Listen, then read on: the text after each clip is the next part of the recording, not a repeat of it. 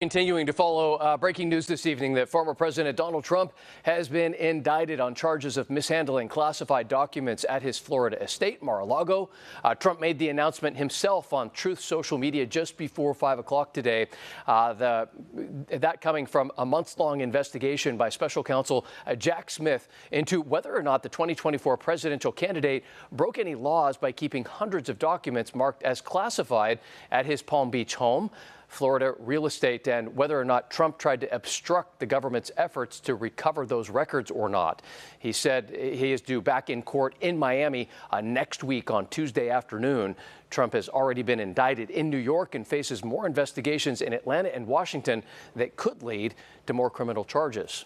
Thanks for joining us tonight for Fox 40 News at 7:30. I'm Eric Harriman. And I'm Nikki Lorenzo. So during our 6 o'clock hour, we talked about what this could potentially mean for the former president on the legal front. Let's talk about what this could mean politically. We have our two analysts joining us now. On the Republican side, Tim Rosales. On the Democratic side, Ed Emerson. Guys, thanks so much for joining us this evening to cover this breaking and developing story. Yeah. Tim, I'm going to let you go first since you are the Republican at this virtual table here. When you heard the news coming out about the former president, and look, let's be honest here. We were reading the tea leaves. We knew this was probably likely at some point, but what are your thoughts on this? I mean, do you think that, hey, this hurts him politically, considering right now, as where we sit in June, he is the front runner on the Republican side? Yeah, I mean, nobody was really surprised. I mean, I think you heard Trump indictment and everybody said, oh, okay, you know, what is Washington trying to cover up on a slow news day?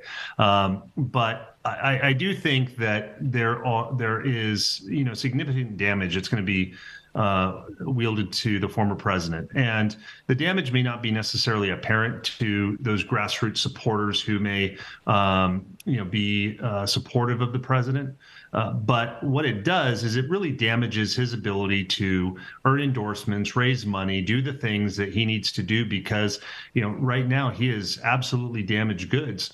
And in a general election against Joe Biden, who is on the hook for, you know, potential bribes, who hasn't had the best legislative record, who has a mountain of problems building against him. Well, when you've got a mountain of problems and indictments on the former president, Donald Trump, that doesn't make him really a formidable candidate for Joe Biden. All right. So, Ed, I know we sort of talked about this a little bit in your reaction. So give me the Reader's Digest. I see your thumbs up and you are smiling. For Democrats, they're seeing this as a gift in a way. This is a constitutional crisis. It's a federal indictment of a former president. It's never happened in the history of the Republic. And guess what?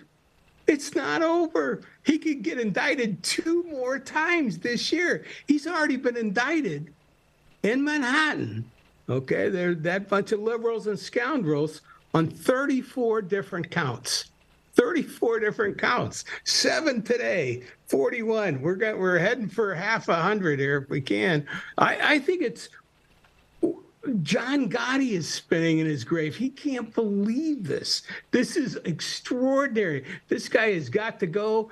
Chris Christie said it, and I've never quoted Chris Christie and may never again. The path to the presidency goes through Donald Trump. It's true for Biden, and it's true for anybody in the Republican Party right now. Well, we talked to constitutional law expert Jessica Levinson during our 6 o'clock newscast and just talked about, you know, what this means if Donald Trump were to be the nominee, and she said nothing could bar him. I mean, he could be the nominee and the president with an ankle bracelet on. I mean, this doesn't really mean a whole lot in terms of these indictments because, Tim, his base is baked in. You have House Speaker Kevin McCarthy being asked about this on the Hill right after it happened. And he said, I mean, he went after Joe Biden and was basically like, this president is going after his top political opponent. Essentially, this is an awful day for America. I mean, I just feel like this galvanizes his base, right? Well, I think you have to look at the reality of the situation. And Speaker McCarthy's right. I mean, this is, certainly you've got 2 sides of, almost mafia families, right? The Trumps and the Bidens here. And I think America would be far better without either of them in power. And what we have is a situation where You're going to have Republican candidates that will be calling for Trump to drop out of the race. I think you're going to hear from donors who are calling for that. I don't think this makes him very electable in a general election, and really that's what Republicans need to be looking at. I don't know any candidate out there right now on the Republican side that's running for Congress, running for state legislature, running for U.S. Senate, whatever it is, that is eager about the prospect of Donald Trump being the Republican standard bearer on the ticket for president. They're just not excited about that. And in fact, they're fearful of it because they think that it could be devastating. So apart from the kind of the witch hunt battle between the Bidens and the Trumps here, kind of taking out your political enemies. The political reality of it is that Donald Trump just is too wounded and is not viable in a general election. All right. So, Ed, what does the president do? Because so far he has said nothing. He likely will continue to say nothing to keep the judiciary, the judicial branch and the executive branch separate in something like this. So in terms of Democrats, do you think that taking a victory lap and saying, see, because the former president is saying, well, Biden took documents too. Where's the investigation? Where's the indictment on him? Right. I mean, my thing is, if you don't find any of this laughable, you're not paying attention. I mean, there's a chance he'll get indicted by a Georgia grand jury for voter fraud. In Georgia, in the United States, one of the most conservative states in the country, he's about to get indicted. And insurrection, he's about to get indicted for trying to overthrow the government. I mean, documents, these are serious charges.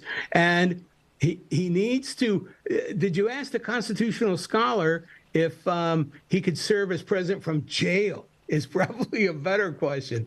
I believe she said he could, so. He could while it's sitting in the can? Yeah, I guess. I don't know. I can't imagine that would be a great look for America, but. The frustration for Democrats, seriously, right now, this moment, is keep it going. Let's get to the bottom of this. Let's get to truth, and truth will out. A jury of his peers, presumed innocent until proven otherwise. He gets the same chance in the American court system as the average Joe.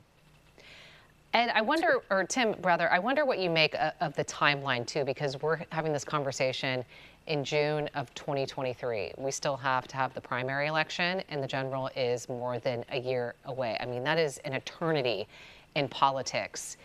At some point, do you see this starting to affect the former president's numbers? I know as journalists, we love to look at polls and say, oh, the former president is leading in the polls right now. And a few months ago, it was, Florida Governor Ron DeSantis, and Trump has really, chipped away and taken him out. I mean, can we really look at anything right now and predict anything?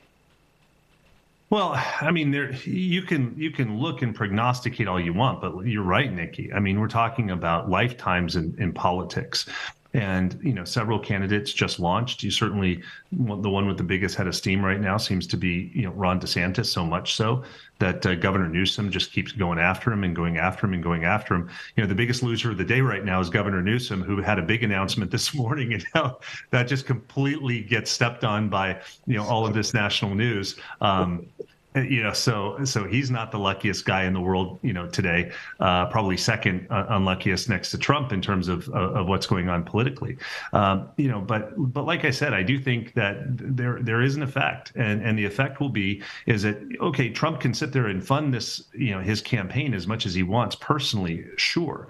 But at some point, you're going to have to get people who are willing to sign on, the dotted line, support you, both financially as well as with endorsements. And that's going to get tougher and tougher the deeper that this gets. And I think that, we're seeing that a little bit on the Democratic side too, certainly not to the extent that we are on the Republican side, in terms of Biden. But it's going to get tough for people to support Trump. And I think we're seeing some erosion. Certainly you're looking at polls in Iowa and some other states where, there is, you do see some gains from some other candidates. All right. Since Tim brought up Governor Newsom, Ed, I got to give you the last question and have you weigh in on Governor Newsom and this announcement today about this proposed constitutional constitutional amendment. We know that we probably can't get a constitutional amendment passed in Washington, D.C. right now, that the sky is blue, because nobody can agree on anything. So this is a tall order. The governor has said he knows this is a tall order, but he says this is the right thing to do to curb gun violence. But politically, your take. I know that we've asked him a million times, are you running for president? I mean, you have Joe Manchin hinting, I might run, as a third-party candidate. Should we just close the door at this point? I mean, what is this about? You've been doing this a long time. You've worked for a lot of presidential candidates and for a lot of presidents and their campaigns. What did you make of that? I think Gavin, first of all, he got sucker punched, and I agree with Tim on this. He got sucker punched by the timing on this. Oh, he got crushed. He was looking for some national coverage on this and probably would have got it. It's a great issue to bring out. I mean, proposing an amendment, I don't know if I'm smart enough to read all the text in there. I'm sure there's like so many lawyers that went through the thing and got it out there. I haven't seen it. Is it simple? Maybe it's simple. Anyway, he would make a very good candidate for president. I don't mind saying it. He's in 2024 has a lot of energy. He can raise money. He can make phone calls. He's got a lot of people that are willing to support him all the way. And as I've mentioned before, and you mentioned, I've seen a lot of presidential campaigns, and he's as good as any of them. In 2024, though, in 2024, do you see him as a candidate in 2024? Never in 2024. Okay. Joe Biden, we're going to wipe him out. Okay. I like how Tim kind of looked off camera there. I guess. Yeah. You guys can slaughter me with that in a year from now. Slaughter me with that phrase. Love you guys. Guys, appreciate you jumping on this evening to cover this breaking story. I know it was last minute, and you guys give great analysis and perspective. And we will chat again soon. As we mentioned, we have a lot of runway to go before the next election. We do. All right. Appreciate you guys. Thanks so much.